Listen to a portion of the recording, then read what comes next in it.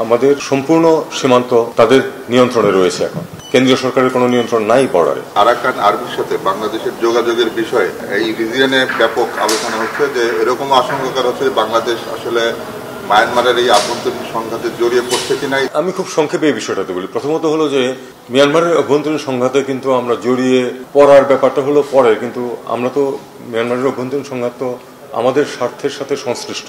কারণ মিয়ানমারের একটা বিরাট জনগোষ্ঠী তো আমাদের দেশে এসে আশ্রয় নিয়ে আছে এবং তাদেরকে আমরা ফেরত পাঠাতে চাই। কারণ সেই ফেরত পাঠানোর ক্ষেত্রে আমাদের যা কিছু করার প্রয়োজন সেটা তো আমাদেরকে করতে হবে, কারণ আমাদের স্বার্থ সেখানে সংশ্লিষ্ট আছে।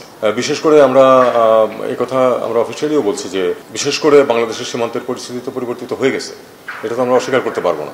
এখানে একটি নন স্টেট অ্যাক্টর, আমাদের সম্পূর্ণ সীমান্ত তাদের নিয়ন্ত্রণে রয়েছে। এখন কেন্দ্রীয় সরকারের কোনো নিয়ন্ত্রণ নাই বর্ডারে। কাজে আমাদের নিজেদের স্বার্থে কোনো না কোনো ধরনের যোগাযোগ, আমরা অফিসিয়াল যোগাযোগ অবশ্যই করতে পারি না একটা নন স্টেট অ্যাক্টরের সাথে, কিন্তু কোনো ধরনের একেবারে বিচ্ছিন্ন সম্পূর্ণ থাকবো আমরা চাইলেও বিচ্ছিন্ন থাকতে পারবো না।